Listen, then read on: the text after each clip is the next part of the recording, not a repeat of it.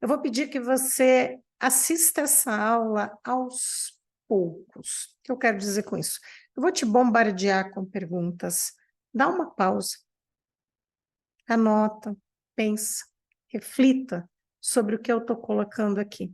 São questões que vão te ajudar muito a nortear a sua vida, a nortear as suas escolhas, vão te dar muito mais segurança de dizer sim, segurança de dizer não, vai diminuir absurdamente as suas dúvidas em relação a que caminho tomar.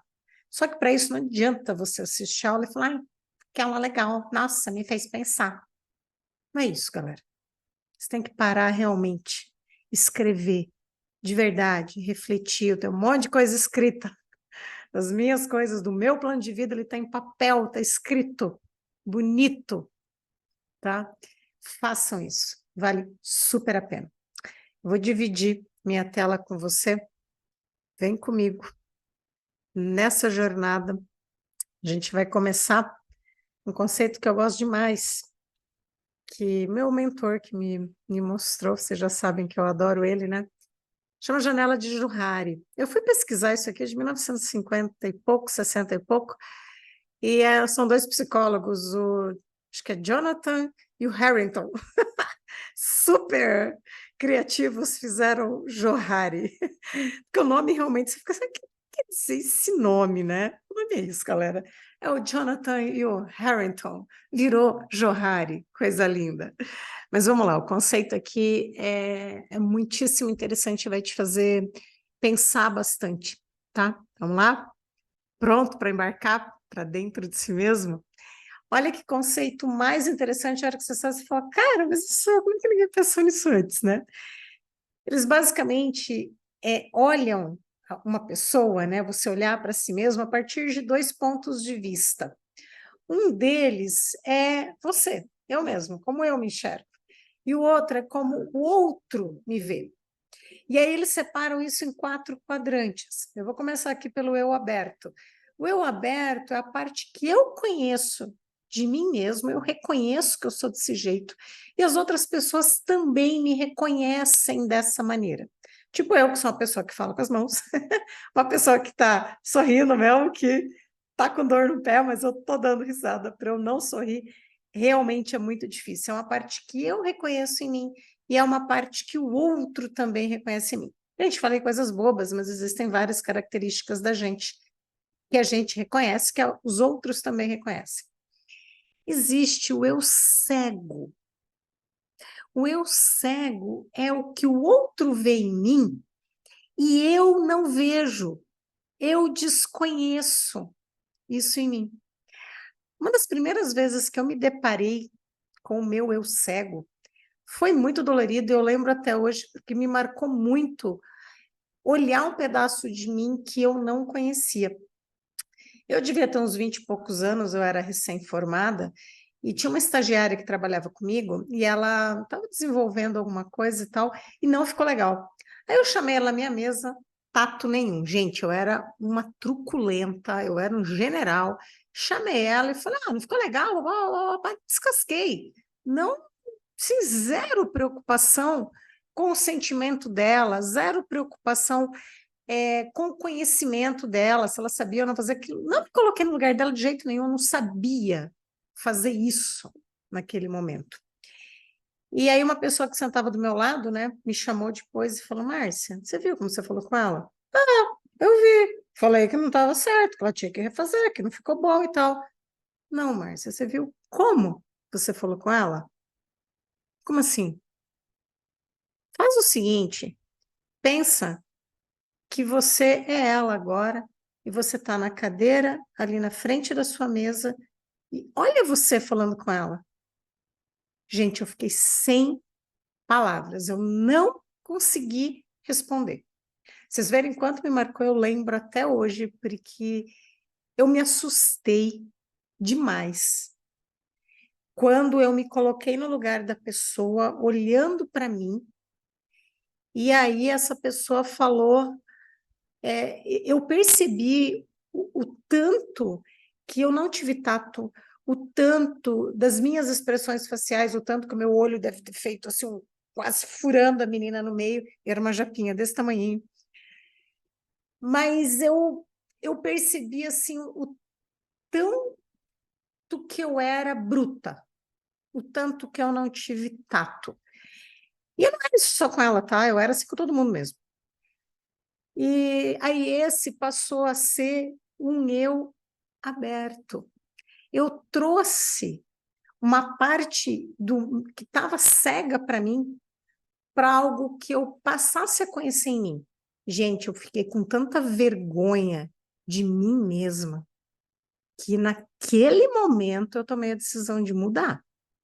Eu sempre falo isso para vocês, né? O meu ponto de trabalho é o ponto que eu tenho vergonha de mim.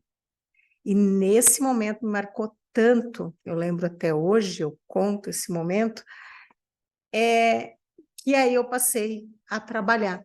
Então, presta atenção nisso, dá ouvidos realmente ao que as pessoas estão dizendo para você, porque pode ter um pedaço de você que você não conhece e que você às vezes fala, eu não sou desse jeito, nossa, credo, eu não sou assim. Será mesmo? Ou será que você não está querendo enxergar isso em você? Entende o que significa o eu cego? É o eu que eu não observo, que eu não reconheço ainda. Depois tem o eu desconhecido. O eu desconhecido, pedaço de mim que eu não sei, e que as pessoas também desconhecem. Gente, na real, é a maior parte de nós. Acredite se quiser, a nossa parte desconhecida é gigantesca.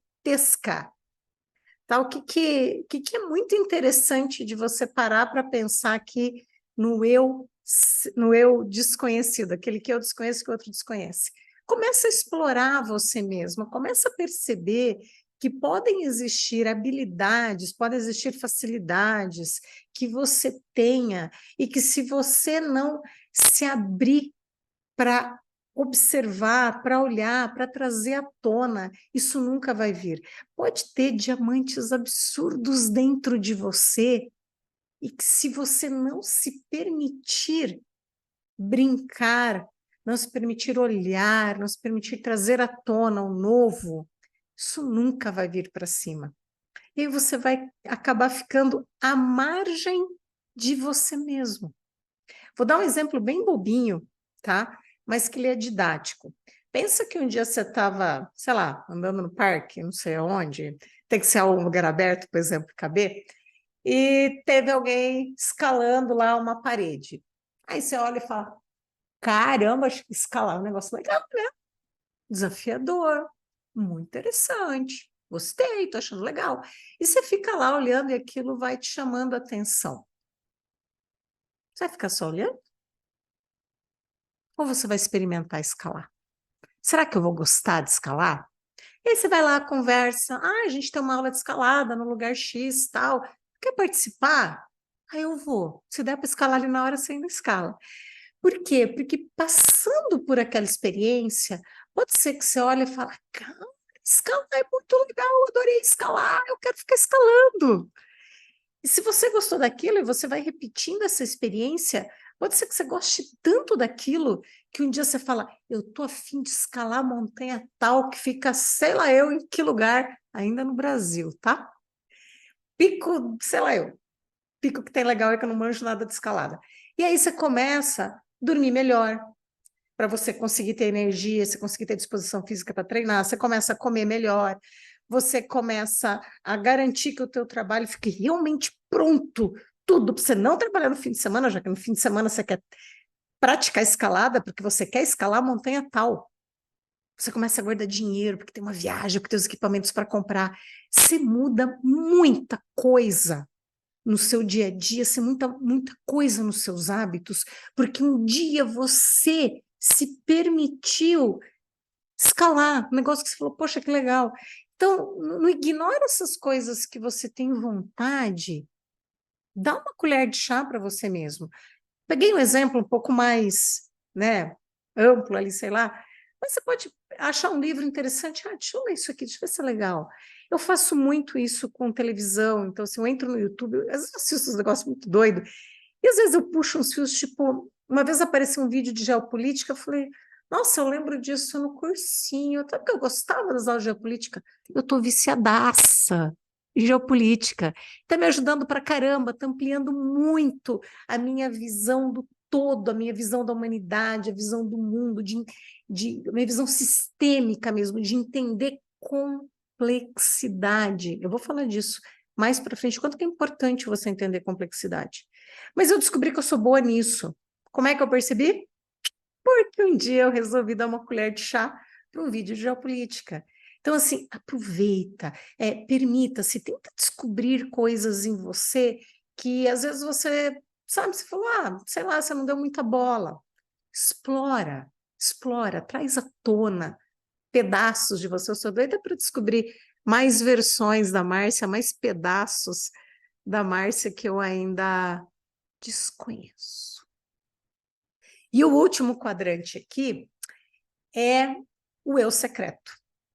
O eu secreto é aquele que eu reconheço e que os outros desconhecem. Gente, muito cuidado nesse aqui e muito carinho para você trazer, se você quer ou não, trazer para o eu aberto. São coisas que são só nossas, que a gente não tem que abrir para ninguém. Então, eu tenho um pedaço enorme meu, que é meu e somente meu, e me delicio-me com ele, realmente eu quero que ele fique só para mim. É a parte da Márcia querer conviver com a Márcia, que são coisas muito minhas, muito aqui da minha casa e etc. Então, as coisas da Márcia, as coisas que eu escuto, as coisas que eu falo para mim mesma, é meu, faço questão. E existem coisas que às vezes eu gosto de dividir, eu falei, deixa eu soltar esse pedacinho da Márcia. E é gostoso você dividir. E aqui eu tenho uma história muito interessante, que eu tenho uma amiga, cara, ela é muito surreal, assim, trabalhei com ela há muito tempo. E depois de ganhar muito a confiança dela e de entrar mais nesse mundo dela, ela começou a soltar uns comentários assim, é você mesma falando. Muito doce, de repente ela soltava umas coisas ácidas. E eu assim, tu falou isso mesmo? Eu escutei bem. E ela falava, eu sempre pensei assim. Eu nunca falei, mas eu sempre pensei assim. Eu falei assim, eu adorei esse lado, porque é um ácido com uma pitada de humor. É muito divertido você escutar. Tem horas que eu dou umas gargalhadas com as coisas que ela fala, mas eu percebo que ela fala para pouquíssimas pessoas. Pouquíssimas. Eu vejo que no dia a dia, assim, de trabalho, de amizade, quase ninguém vê esse lado. E eu já estimulei ela a soltar mais, então eu vejo que de vez em quando ela solta uma pitadinha dessas, e normalmente quem escuta fala, chama atenção porque é legal. Então presta atenção, porque às vezes tem algumas coisas em você que seria legal você dividir, e pense bem o que você quer trazer à tona, para quem você quer trazer à tona. Não deixa essa coisa de, eu sou um livro aberto, isso é uma besteira sem tamanho. Tenha nosso lado, que é só nosso. Ser um livro aberto é uma besteira, porque nem todo mundo consegue ler esse livro. Então, mostre para as pessoas pedaços que você queira mostrar e que são interessantes de você mostrar. Vou voltar para cá, porque a gente vai caminhar mais aqui. Anota essa janela de Johari, eu acho ela super interessante. Depois do Johari, eu quero falar um pouco para você dessa frase do Freud, que é muito interessante, que o homem é dono do que fala, escravo do que fala. Desculpa, o homem é dono do que cala, escravo do que fala. Quando Pedro me fala sobre Paulo, sei mais de Pedro do que de Paulo. Quando a gente fala sobre algo, sobre alguém, sobre alguma situação, é o que a gente acha que é essa pessoa, essa situação, comparado ao que está dentro da nossa cabeça. Então, é muito um reflexo daquilo que eu encontro na minha cabeça. Como é que eu vou falar de alguma coisa que eu não tenho dentro de mim? O que é o totalmente desconhecido. Então, cuidado. Vamos falar do SWOT. Pessoal, antes de eu falar do pessoal, eu preciso dar um panorama para vocês do que é SWOT, para que todo mundo fique aqui na mesma página, tá? SWOT é uma ferramenta que a gente usa muito nas empresas para fazer planejamento estratégico. Então, ele tem 4 aspectos, 2 ligados a internos, externos, positivos e negativos, tá?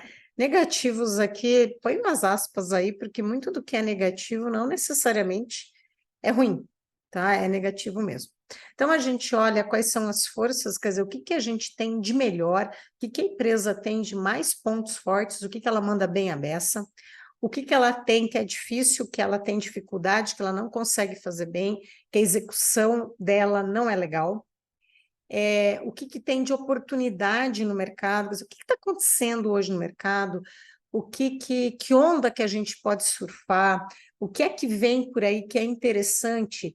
E aqui, gente, não pensa só nas oportunidades que todo mundo vê, tá? E não fica já indo para as ameaças, né? O que está acontecendo no mercado que é ruim, que pode nos causar algum tipo de prejuízo, que pode tirar a nossa posição de mercado, pode até fazer com que a gente feche. Fazendo gancho aqui, não presta tanta atenção assim em tudo que é negativo no mercado como negativo mesmo. Lembra que eu falei, põe umas aspas aí. Por quê? Onde alguns choram, outros vendem lenços. Vocês lembram da pandemia? A pandemia para muitas pessoas foi horrível, mas abriu oportunidade pra caramba. A gente só está tendo essa aula aqui hoje muito por conta da pandemia. Abriu assim um porteiro enorme na parte de ensino online. Beleza? Então, assim, não fica tão focado no negativo como sendo uma coisa ruim. Pensa o que que você pode fazer em cima daquilo, que oportunidades tem naquilo também, tá? Agora a gente vai fazer o seu SWOT pessoal. O pessoal é sobre você. A gente vai pegar esse conceito que ele é mais voltado para as empresas e a gente vai trazer para a gente mesmo.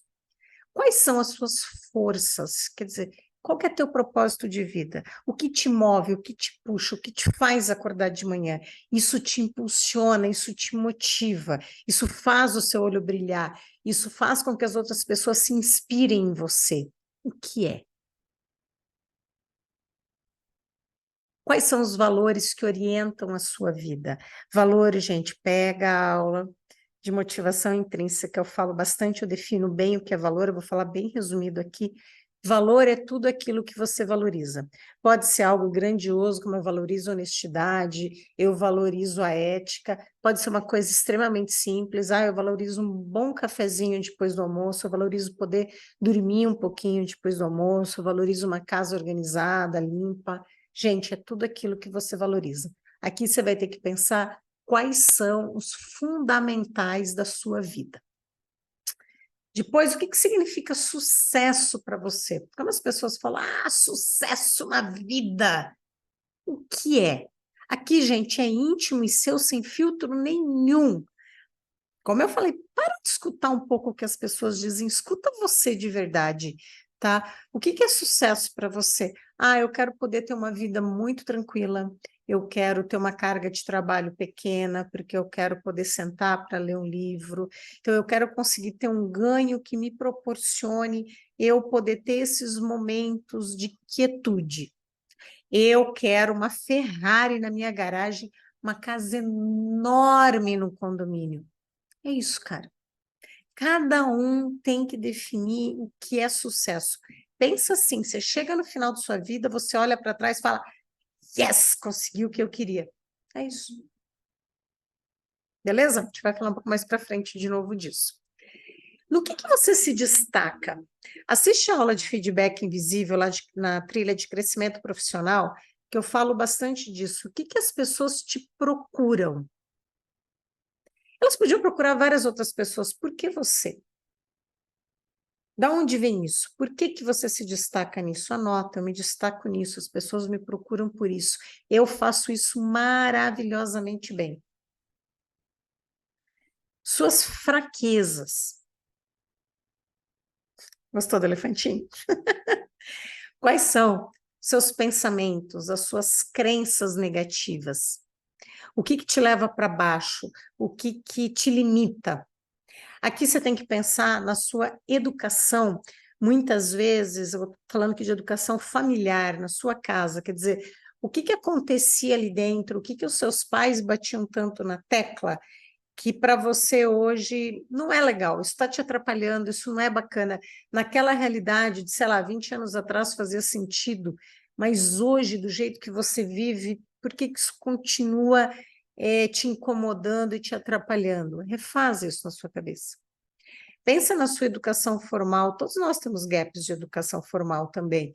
Que coisa que você deveria ter aprendido na escola, que você deveria ter aprendido na faculdade, que cursos você deveria ter feito e você não fez ainda, e que estão te fazendo falta? Cara, você vai esperar até quando para fazer? Faça! Ai, porque a minha faculdade foi muito fraca, eu não vi isso na faculdade. Sério que você vai ficar repetindo isso? De verdade? Cara, vontade de dar uns tapas. Sério? Você tem condições hoje de fazer isso. Vai, estuda, gente, o que tem de ensino de graça ou num preço muito baixo que você consegue fazer, invista em você do jeito que você está fazendo aqui. Então, para de bater nessa mesma tecla de usar a mesma muleta. Isso é muleta, isso é desculpinha. O que você tem dificuldade? Onde que você apanha? Onde que a coisa emperra? Anota. Aqui onde você tem dificuldade, não necessariamente você precisa suprir, mas você tem que ter ciência disso, porque se é algo que você consegue suprir e que não te gasta tanto esforço, supra. Agora, se é algo que você fala, Cacilda, é uma jornada, busca quem sabe fazer isso. Trabalhe em parceria com outra pessoa. Vai fazer uma atividade que tem algo que você tem dificuldade, bicho, chama alguém para fazer com você, trabalha junto, oferece ajuda para ele também, monta uma parceria. O que você costuma procrastinar? O que você está empurrando tanto? Tô tão feliz que eu tomei vergonha na cara tem uns 20 dias, que eu empurrava pra caramba de cuidar da minha alimentação. Agora eu sou daquelas pessoas que pesa comida, que tudo que vai comer põe ali no celular bonitinho. Gente, eu ganhei uma liberdade incrível, incrível. Agora, quando eu quero comer um doce, porque eu sou formiga mesmo, eu vou lá, olho no aplicativo e falo, ai, eu posso comer. Gente, criei vergonha. Eu procrastinei há uns 30 anos. Mas criei vergonha, tá? Sou filha de Deus, tô no mesmo rolê que vocês. Agora eu criei vergonha, agora sim minha alimentação tá bem mais balanceada, mais bonitinha. Eu sei se eu tenho que comer proteína, eu sei se eu posso comer carboidrato. Uma belezinha. Então para de empurrar, cria vergonha. Faz igual eu, cria vergonha. Não espera 30 anos, tá? Cria vergonha antes. Que competências técnicas e soft skills estão faltando para você? De novo, provavelmente estaria naquilo que você procrastina, aquilo que você tem dificuldade. Quais são as atitudes que você toma e que causam desconforto nas pessoas? Isso não é legal. Essa você precisa, pelo menos, minimizar. O ideal, resolva. Resolva. De novo, galerinha, pega papel e caneta, dá uma pausa na aula, escreve. Depois você continua, tá gravada, people, tá? O que significa fracasso para você? O meu maior é se eu chegar no final da minha vida e eu ter que contar moedinha para pagar a conta de luz. Eu parei para pensar, qual que é o pior? Não dá. Cara, não dá. Não dá para passar uma vida inteira de trabalho, de luta, de batalha, chegar no fim da vida, sabe, e não ter o dinheiro para uma conta de luz, para ir no mercado, extremamente preocupada com quanto vai dar a conta final, tá? Isso para mim não dá. Então, assim, eu tenho uma disciplina financeira feroz, muito mais para gastar o dinheiro, tá? Porque ganhar a gente ganha. Agora, gastar é fácil, ganhar é difícil, gastar é fácil. Então, eu tenho que chegar ali e ter esse controle muito grande, porque eu não vou chegar no fim da minha vida contando moedinha. Então, para pensar. O que significa fracasso para você e como é que você evita? Monta isso. Ameaças externas, ó, tubarão. tubarão vai pegar, chegando, presta atenção aqui, ó. Quais são as competências técnicas que existem hoje, que você conhece, que você está trabalhando com isso e que estão ameaçadas por novas tecnologias? Extremamente pertinente com a chegada de inteligência artificial. Presta atenção se aquilo que você conhece está sendo ameaçado. Quais são as habilidades e atitudes pessoais que você precisa atualizar? Tá? Essas habilidades elas vão mudando ao longo do tempo. Tá? Então, antes se falava muito de flexibilidade, agora é capacidade de adaptação, é mais amplo do que flexibilidade. Antes falava de trabalhar com coisas complexas, desculpa, coisas complicadas, agora é complexidade, é diferente. Parênteses, o que é complicado? Eu tenho um problema para resolver, esse problema tem muitas variáveis para eu levar em consideração para resolver esse problema. Estas variáveis, elas são fixas. Isso é complicado. Complexo, eu tenho um problema, eu tenho muitas variáveis para pensar, para lidar, porém, estas variáveis mudam o tempo todo. Vocês já conseguiram pensar alguns problemas em que a coisa vai mudando o tempo todo? É mais ou menos o Waze, sabe? Quando tem que traçando uma nova rota. Aquilo ali é complexo. São muitas variáveis, tá? E que vão mudando o tempo todo. No teu trabalho, presta atenção se se é complicado ou se é complexo, tá? Você precisa aprender a lidar com complexidade. Quanto antes você fizer isso, mais dentro do mercado você está. Fechei o parênteses. Quais eventos podem afetar negativamente as suas possibilidades de sucesso? O que está acontecendo no mundo que pode... Sabe? Vê uma onda ali e me draga. Presta atenção. Quais são as maiores barreiras da sua carreira? Acabei de falar uma para vocês. Carreiras que trabalham com coisas complexas. Cara, você precisa aprender. Tá? Mais dia menos dia isso vai pegar todo mundo, mas algumas carreiras, a minha carreira de tecnologia está assim na onda, na curva. Quem não sabe lidar com complexidade está saindo fora do jogo muito rápido. Quer dar uma paradinha para começar a pensar? Sugiro. O mercado está passando por transformações drásticas? Aqui eu vou te pedir uma coisa. Antes de mais nada, para de negar. Ai, não, isso é só um hype. Ah, é só uma onda que um pouquinho isso passa. Será? Será que é só uma onda? Será que você tem que prestar atenção se isso vem para ficar de verdade? Gente, trabalhar remotamente há um ano atrás era hype. Depois da pandemia, ainda é hype? Ainda é modinha? Ou chegou para ficar?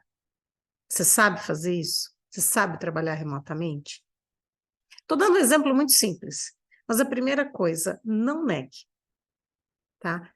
Aceita, veja se realmente é transitório, é efêmero ou vem para ficar. Se vem para ficar, como é que você vai lidar com isso? Beleza? Estou voltando. Você vai pensando. Depois, quais são as oportunidades que estão acontecendo no mundo hoje? O que você poderia fazer para criar novas oportunidades?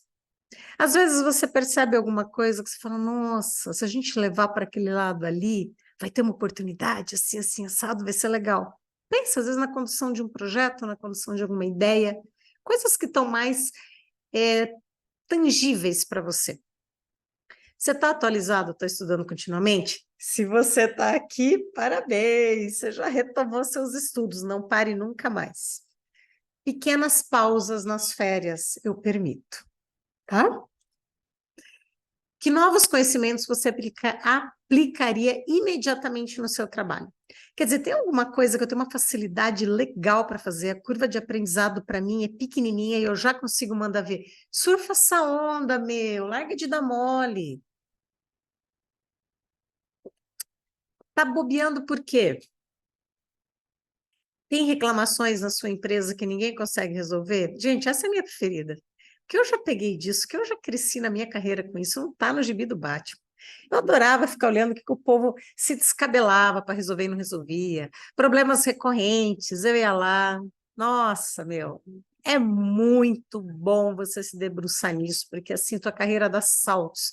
Claro que você tem que escolher alguma coisa que você, com esforço, você consegue resolver. Tem que ser uma coisa dentro da sua alçada ali de conhecimentos, de habilidades, coisa que você precisa aprender, lógico, mas que está mais perto daquilo que você já conhece, tá?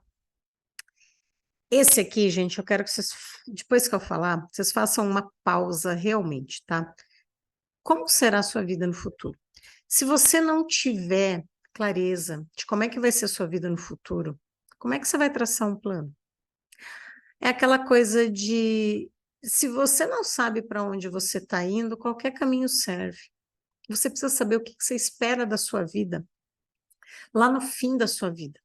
Eu confesso que a primeira vez que eu fiz esse exercício, eu não consegui pensar com 90 anos. Para mim foi muito difícil. Eu tinha 30 e poucos anos, nossa, 90, cara, daqui 60 anos, nossa, 3 vezes a minha idade. Negócio que não estava muito distante para mim. Mas eu conseguia me imaginar com 63 anos. Eu tenho o papel escrito até hoje ali no meu armário. 63 anos. Como é a minha vida com 63 anos? É isso que eu quero que você pense. E deixa eu dividir a tela de novo com você para você olhar as perguntas que eu vou colocar aqui. Trace essa idade e comece a pensar como que é a casa que você vai morar com 60 e poucos anos. A minha é essa daqui, ó. Eu tô com 51, eu já tô nela, né, dos 63. Qual que é o padrão de vida? Aonde que ela é? Como que ela é? Isso vai determinar quanto dinheiro você precisa ganhar. Vai determinar o tipo de cargo que você vai ter que ter, o tipo de trabalho que você vai ter que ter. Tá? Então pensa nisso. Como que é o lugar que você vai morar e o padrão de vida que você vai ter com essa idade que você vai desenhar? Você casou, você teve filhos? Isso também vai dizer o dinheiro que você precisa ganhar e o tipo de vida que você precisa ter. Porque se você tiver filhos, não vai dar para trabalhar 12 horas por dia. Você vai negligenciar a educação dos seus filhos? Educação que eu estou dizendo não é escola.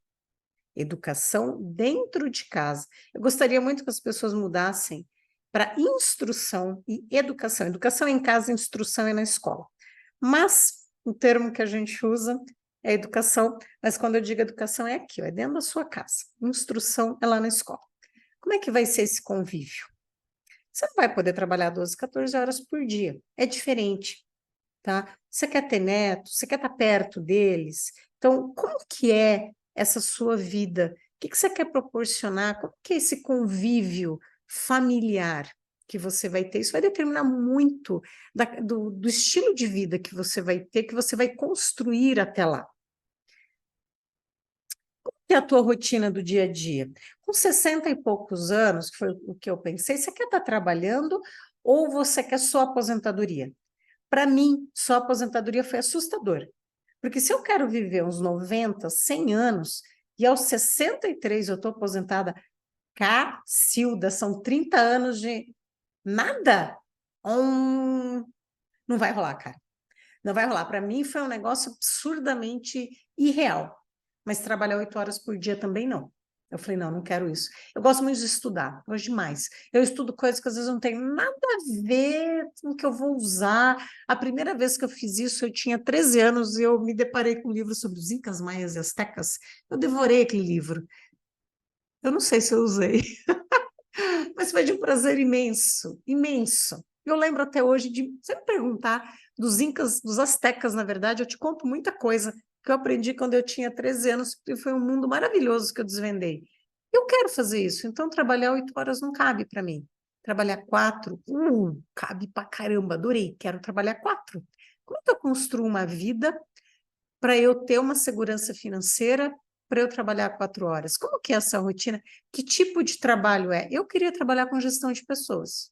Eu queria fazer isso que eu estou fazendo hoje, ajudar profissionais mais novos a percorrer o caminho deles, o caminho que eu já percorri. Eu queria ajudá-los a encurtar o caminho, ajudá-los a não sofrer tanto quanto eu sofri. Eu queria muito ser essa referência, né? Então, eu trabalhei muito para ser uma referência em gestão de pessoas. Gente, eu mudei toda a minha carreira. Quando eu fiz esse desenho, eu falei, opa, peraí, o rumo agora é outro. Eu dei não pra caramba, eu dei vários sims, eu perdi oportunidades, que as pessoas diziam que eram fantásticas, oportunidades na operação, lá onde, nossa, os holofotes da empresa estão para lá. Desde quando eu quero isso? Eu quero gestão de pessoas, eu quero poder, no futuro, ajudar as pessoas nesse lado de soft skills. Se eu for operação, cuidar do dia a dia dos sistemas não tem nada a ver, isso não vai me levar para onde eu quero. Então, eu perdi muitas oportunidades na minha carreira. Sacou que você não tem que ficar escutando tanto que as outras pessoas dizem? Tem que fazer sentido para você, meu. O que você quer fazer? O que é legal? O que é importante para você, você olhar para trás e falar, meu, sucesso para mim, eu atingi aquilo que eu queria, eu tracei o caminho que eu queria, as coisas que fazem sentido para mim. O que é? Cada um tem isso. Desenha, pensa, o que você vai ter orgulho de você lá na frente? Qual que é a tua contribuição? Quais são os seus valores? Você conhece os seus valores de verdade? Vai para a aula de motivação intrínseca, dá uma olhada lá, tá? Quem que você quer ver no espelho? Em algum momento da sua vida você vai ter vergonha da pessoa que você olha no espelho. Eu já tive mais de uma vez. Eu falei, não, eu não quero mais ser essa pessoa. Quando bate essa vergonha no espelho, eu paro na hora. Na hora eu falo, parou, agora eu vou tratar isso. Eu não vou mais conviver com isso a partir de amanhã. A partir de amanhã essa mudança começa a acontecer. Hoje eu vou pensar o que eu vou fazer. Mas não tem mais volta. É no point return. Se eu fiquei com vergonha de mim, no point return. A partir daí, eu vou começar a mudança. Qual que deve ser a minha contribuição para o mundo?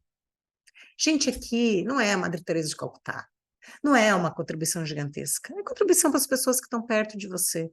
O que você consegue ajudar as pessoas que estão ali perto? O que você consegue contribuir para que a vida delas fique melhor, para que a vida delas seja mais agradável?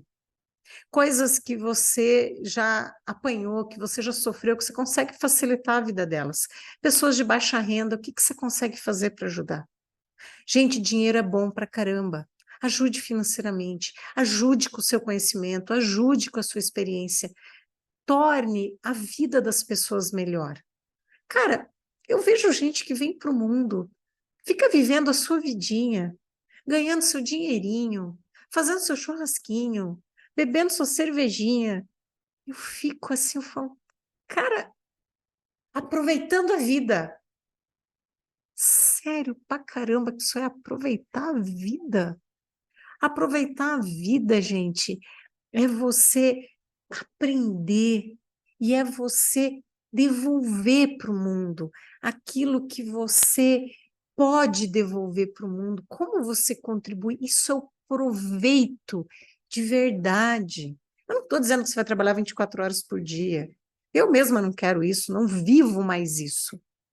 Mas hoje eu contribuo muito e eu quero continuar fazendo isso. Isso é bom, isso é bacana. Eu tenho escola num valor absurdamente acessível. Cara, o que eu recebo de gente falando, meu Deus, Márcia, esse valor é muito baixo. Eu adoro, eu quero fazer isso. É a minha contribuição para o mundo, tá? Eu ganho dinheiro de outro jeito, eu tenho outras coisas com ticket mais alto, mas a escola, por 39 por mês, que é o que está custando hoje, é a minha contribuição para o mundo, é a minha maneira de devolver para quem não tem condições de conseguir entrar em algo mais elaborado. Percebe? Pensa. Qual que é a tua contribuição? O que você está deixando? Ah, eu vou deixar só depois que eu ficar velhinho. Ai, não magoa meu coração, não, tá? Tem alguma coisa aí que você consegue fazer agora? Faça. Você pode morrer logo. Faça. Não estou jogando praga, só estou falando de verdade. Faça alguma coisa, já. Com a minha potencialidade, com os meus valores, com o meu jeito de ser, como que eu consigo contribuir da melhor forma? Não é pensar em algo, como eu falei, extraordinário, mas sendo você mesmo, você tem uma série de coisas que você conhece. Como que você consegue ajudar? Como que você consegue contribuir? Quando você está diante de algum problema que você está resolvendo na empresa, dado o contexto, dado o conhecimento que você tem, dadas as habilidades das outras pessoas, qual que é o melhor jeito para você contribuir?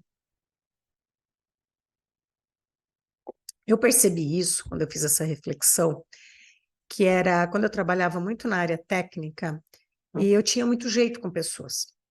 E aí eu percebia que a minha melhor contribuição era nisso. E eu realmente, assim, eu cheguei num nível muito alto técnico, eu cheguei no nível de especialista, de ser a melhor especialista da empresa. E a empresa é uma das melhores do Brasil. Então eu fiquei num nível Brasil muito alto. No que eu era especialista em tuning de banco de dados, para quem está curioso. Tuning é você fazer a coisa rodar mais rápido. Eu já estava numa das melhores empresas, eu era a melhor dentro de uma das melhores empresas. Mas eu percebi que isso, tecnicamente, as outras pessoas também conseguiriam fazer com o passar do tempo. Agora, a parte de relacionamento interpessoal era a minha melhor contribuição. Eu tenho um olhar para o lado de pessoas, eu consegui ajudá-las a se desenvolver esse lado, era a minha melhor contribuição. Então, muitas vezes nas reuniões eu entrava muito mais para ajudar as pessoas nesse sentido do que ajudar tecnicamente. E muitas vezes as pessoas me falavam: você pode vir na reunião? Putz, não tem nada a ver com esse problema, mas o jeito que você fala, você acaba colocando a situação de um jeito que a gente não pensou ainda, acaba ficando muito mais leve, a gente lida de uma maneira muito fria, muito dura com as coisas. Gente, eu escutei isso pra caramba. Foi a minha melhor contribuição, ainda é a minha melhor contribuição. Então pensa, dado que você conhece, dado que as outras pessoas conhecem, qual é a tua melhor contribuição? Pausa para você anotar. Eu continuo que eu estou no embalo. O ambiente de trabalho, como é que ele é? Você trabalha bem sob pressão ou você trabalha melhor num ambiente mais estruturado, previsível? Pensa, para de tentar trabalhar num lugar que não tem nada a ver com você. Às vezes as pessoas saem estressadíssimas do trabalho porque elas estão num ambiente que não usa a habilidade delas da melhor maneira. Tá? Então não vai no hype, não vai na onda da galera que é tudo acelerado, tudo correndo, tudo sob pressão. Não, gente, existem diversos ambientes que você pode trabalhar. Escolha um para você. Eu odeio esses ambientes de muita pressão. Eu gosto de uma coisa mais estruturada, eu gosto de pensar. Eu preciso de um ambiente que eu tenha tempo para pensar. Um dos motivos do pedido de desligamento da empresa foi isso, eu não tinha mais tempo para pensar. Bateu tão forte isso em mim, que era só trabalho, trabalho, trabalho, trabalho, trabalho, execução, e pouco pensar, que eu falei, não dá, eu preciso pensar. Hoje, a maior parte do meu trabalho é pensar. Eu amo isso. Eu tenho momentos de execução, estou executando agora. Mas para eu montar essa aula aqui, galera, eu pensei, eu gastei minhas pestanas. E eu adoro isso, eu gosto disso. Então, você tem que ver qual é o ambiente que funciona para você. Eu tenho uma mentorada que ela adora a operação. Cara, eu fico assim, eu falo, ainda bem que você gosta, ainda bem que alguém gosta da operação. Não sou eu. Be happy, seja feliz no seu mundo e eu no meu. A gente se ajuda muito. Você quer trabalhar numa empresa grande, pequena ou média? Pensem como é o universo de cada uma dessas empresas, é completamente diferente. Então, de novo, não vai no hype da galera. Pensa como é que é a estrutura dessas empresas, pensa como é que você se dá bem dentro delas, qual delas funciona melhor para você. Vai em busca disso. Tem empresa pequena, média e grande no mercado a rodo. Escolha. Tipo de atuação. Você trabalha melhor em equipe ou você prefere trabalhar sozinho? Gente, isso aqui muda, tá? Eu tenho fases. Eu estou numa fase da sozinha. Quero eu e meu mundo.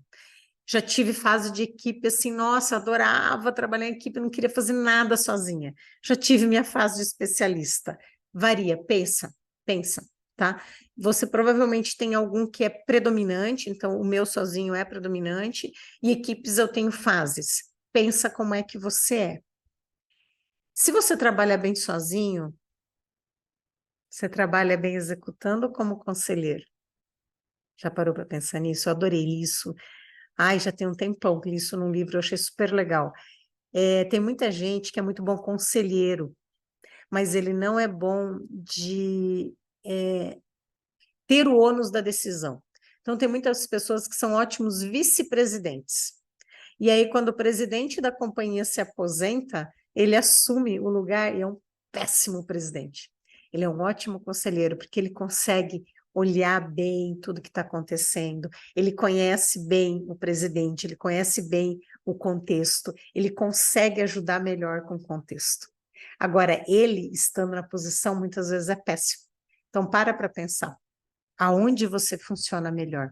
Eu hoje estou numa fase que eu quero mais ser conselheira. Já estive no outro lugar, o da atuação mesmo, na execução. Pare para pensar como você funciona. Se você está em equipe, qual que é o tipo de relação? Você é bom? Você quer trabalhar junto com outros pares? Você quer liderar? Você quer ser liderado? Em que pedaço da equipe você quer estar? Em que pedaço da equipe te faz melhor? Você se sente melhor? Você termina o dia melhor? Para pensar. Quando você está ouvindo em alguma situação, você é melhor leitor ou ouvinte? Cara, isso aqui derruba as pessoas, derruba. Leitor é o seguinte, quando você tem um problema, você quer receber a coisa por escrito, você quer que as pessoas detalhem para você, põe num documento, coloca para mim, escreve para mim os melhores pontos, os impactos e tal. Ou você quer escutar e já ir debatendo. Aqui tem uma história, não lembro exatamente quem era o presidente americano, que ele era maravilhoso com o improviso. Então, ele ia para as coletivas de imprensa e os repórteres perguntavam, então ele era excelente ouvinte, e ele respondia e se dava muito bem com isso. E aí trocou, né? Teve um outro presidente da República mesmo, eu não lembro o nome dele agora. Era o Eisenhower, mas eu não lembro se ele era o melhor o leitor ou ele era melhor ouvinte, tá? Então vou ficar devendo essa. E aí assumiu, e aí ele não quis mudar a rotina do gabinete ali, que estava acostumado já com isso. Só que ele era um excelente leitor, excelente. O que acontece? Quando ele escutava as perguntas ali da imprensa, ele se embananava, porque ele mal conseguia entender a pergunta, porque ele não era bom ouvinte. Então, ele deu algumas coletivas de imprensa horrorosas, até que alguém falou, escreve as perguntas para ele antes. Então, ele tinha uma prévia das perguntas antes, então ele lia, aí ele entendia a pergunta, e aí ele respondia. Percebeu? Eu sou muito melhor leitora. Para ouvinte, eu apoio. Então, por exemplo, quando eu vou para podcast, eu sempre monto um roteiro antes. Às vezes, ainda não, a gente faz na hora, a gente vai perguntando. Eu falo, não, cara, eu preciso do roteiro. Não, mas para quê? Não sei o quê. Eu preciso do roteiro. E eu mando um roteiro com várias perguntas, tá, para o podcast. Falo, olha, divirta-se aqui, você não precisa perguntar todas, não precisa perguntar nessa ordem, mas eu quero essas perguntas. Gente, é como eu funciono. Para ouvir, para mim, ali na hora, é um pouco difícil. Para mim, é mais fácil se eu tenho elas escritas primeiro. Dependendo do podcast, às vezes eles me mandam, facilita mais ainda a minha vida. Agora, se não me mandar, pode ter certeza que eu vou escrever. Sacaram e falar, nossa, você fala tão bem. É porque eu já sei a diferença aqui para mim. Gente, eu quero finalizar essa aula. Já é a segunda aula que eu trago alguma coisa de arte. E essa daqui eu quero falar para vocês do Caravaggio, porque para mim ele é o cara que melhor representa para mim o autoconhecimento. Eu acho que os artistas eles têm uma capacidade muito superior à nossa de transmitir muita coisa numa obra. E eu quero trazer para vocês porque muitas vezes você olhando uma obra, ela te diz muito mais coisas do que se eu chegar aqui e explanar e falar, etc. Então, vai completar. Porém, para entender a obra que eu vou trazer para vocês, que para mim é a obra que representa o autoconhecimento, você precisa entender um pouquinho do Caravaggio, porque senão você não vai conseguir captar a profundidade da obra dele.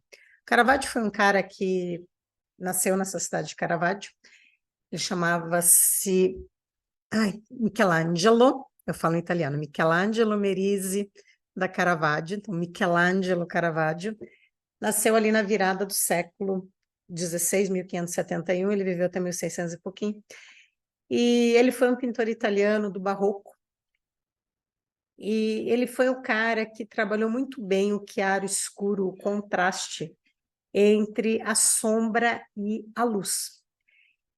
E o Caravaggio ele foi tão importante para mim no meu autoconhecimento, que numa das minhas jornadas de autoconhecimento eu quis ir para a Itália, eu fiquei um mês lá, e eu quis estudar o Caravaggio, porque eu justamente estava fazendo um mergulho em mim, eu falei, cara, eu vou fazer um mergulho junto com o Caravaggio. E ele tinha uma característica muito interessante, que ele se trancava no estúdio dele para pintar, e ele ficava semanas no estúdio pintando. Gente, semanas. E ele produzia obras com detalhes de luz e tal, vou mostrar algumas para vocês. Assim, maravilhosas, você olha a obra dele e fala, cara, como é que ele consegue fazer essa textura, essa dobradura do tecido, assim, a expressão do rosto dos personagens, é um negócio muito vivo. Então ele conseguia chegar assim num ápice dele mesmo, aquela coisa quase celestial, quase platônica, assim, de conseguir produzir uma obra daquela magnitude. Ele se entregava tremendamente àquilo, ele ia no mais alto possível dele, o melhor dele, trancado no estúdio. Quando ele terminava a obra, ele ia para o mais baixo.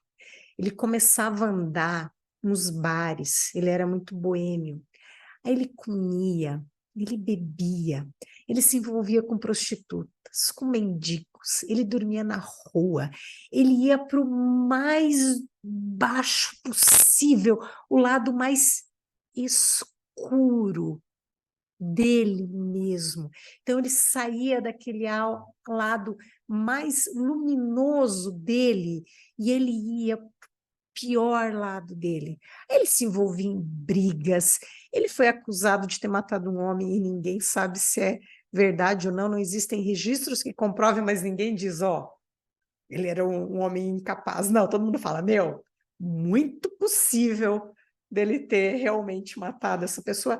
Para uma outra aula, eu vou falar disso, que tem uma outra obra maravilhosa sobre essa parte da vida dele. Então, a gente está aqui no morno, né? A gente sobe um pouquinho, desce um pouquinho. Caravaggio ia lá em cima, descia lá embaixo. E a obra dele é uma obra muito perturbadora, que agora eu vou mostrar pedaço da obra dele. O que ele perturbava muito os nobres da época? Ele retratava a época do Barroco, que é uma época que a igreja tinha muito poder, então a maioria das obras de pintura, elas eram de figuras bíblicas. Só que o Caravaggio não pintava uma figura bíblica celestial. Ele pintava as figuras bíblicas da época, como se elas estivessem vivendo ali em 1600. É como pintar Jesus hoje de jeans e camiseta. Cara, isso era um horror. O que ele teve de obra devolvida não está no gibi do Batman. Os caras não gostavam. Era muitíssimo criticado por trazer para a cena cotidiana, mundana, aquilo que estava acontecendo. Eu coloquei que ele vivia entre o divino e o miserável. Então, ele pegava as figuras divinas e trazia para o dia a dia. Essa é uma obra, que ilustra bem isso. É a obra da Vocação de São Mateus. Aqui a gente consegue ver, aqui são um grupo de apóstolos, eu não lembro certo quem é quem, eu só sei que o Mateus é esse daqui que está contando as moedinhas, e esse aqui é Jesus. Esse, se eu não me engano, que está conversando com Jesus é São Pedro, não tenho certeza, mas você percebe que eles estão usando as roupas da época. Eles estão fazendo atividades da época, eles estão numa taberna jogando alguma coisa. E o Mateus ganhou. E o Jesus também está usando as roupas da época. E aqui também você percebe a conotação do claro e escuro, então ele traz o olhar do observador, do espectador, por esse traço aqui, tá? Espero que vocês estejam vendo meu mouse. E te conduz para cá, olha, vem daqui, ó, Jesus olhando, apontando para alguém, apontando de novo para esse cara aqui. Então, ele usa a luz para conduzir você, como se fosse uma cena de teatro, para onde você tem que olhar, para onde a história está acontecendo. Ah, ele é mágico, gente. Eu adoro. Entenderam basicamente o Caravaggio. A obra que eu quero trazer para vocês, que é a obra que para mim reflete o autoconhecimento, é o Narciso. Narciso é aquela lenda do rapaz que se apaixona por si mesmo, que ele é tão belo, tão maravilhoso, tão fantástico, que não existe nada mais belo do que ele mesmo, e ele se apaixona por si mesmo, olhando o reflexo dele num lago. Ele olha e fala, nossa, como eu sou lindo, como eu sou maravilhoso, não há nada mais lindo do que eu no mundo. Puf, cai no lago, morre afogado, e depois nasce a flor de Narciso. Então, essa é a história da lenda de Narciso. Normalmente, as pessoas, os pintores, né, acabam ilustrando Narciso dessa maneira aqui, ó. Assim, um lugar exuberante, lindo, maravilhoso, que o Narciso olha as árvores, olha o lago, olha as flores, olha uma mulher belíssima. Normalmente eles retratam Narciso ao lado de uma mulher belíssima, e o Narciso fala, nossa, eu continuo sendo mais belo, olhando o seu próprio reflexo, e ploft, cai, morre, etc. e tal. Essa é a visão que até então era mostrada do Narciso. O Caravaggio, que adorava fazer outras interpretações das coisas, fez uma outra interpretação do Narciso. E é essa que eu quero mostrar para vocês. Esse aqui é o Narciso do Caravaggio. Ele é bastante diferente do outro Narciso. O Narciso do Caravaggio, ele não está num lugar exuberante. Olha esse quadro, gente, não tem nada, absolutamente nada. Ele está num lugar desconhecido, sozinho, na mais profunda escuridão. Pouco importa onde, nesse momento, ele está diante de si mesmo, procurando entender aquilo que ele observa. O Caravaggio deixou Narciso num cenário escuro. Ele não está num exuberante cenário aonde ele é o mais belo. É somente ele. Nessa cena não há nada, nem ninguém com quem ele possa se comparar. É somente ele. O forte contraste entre o claro e o escuro, o chiaro escuro, denota aquilo que nós somos feitos. Nós somos feitos de grandes contrastes. Temos coragem e temos medo. Temos o divino, temos o miserável. Nós sentimos alegria, tristeza. Nós somos generosos e somos mesquinhos.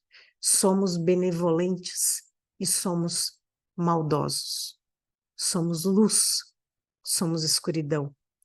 E a gente precisa passar pela luz e pela escuridão.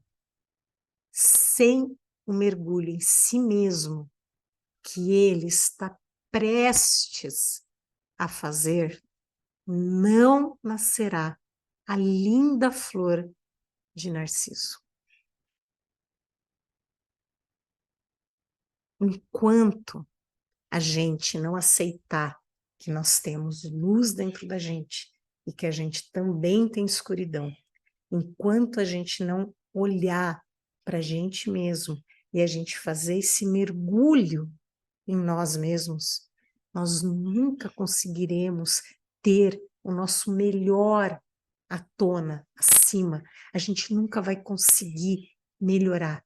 A gente tem que olhar sim para a gente, admitir sim que a gente tem luz e que a gente também tenha escuridão. Essa vivência louca do Caravaggio de ir lá por uma pintura divina, pelo melhor lado dele, e de repente ir lá para baixo, para o pior lado dele, proporciona para a gente esse quadro que para mim é um dos mais belos, eu pretendo tê-lo ainda aqui em casa. Ele é maravilhoso, ele tem uma representação profundíssima para mim. Então, espero que você tenha gostado dessa aula. Espero que você reveja ela muitas vezes. Espero que você faça essas reflexões.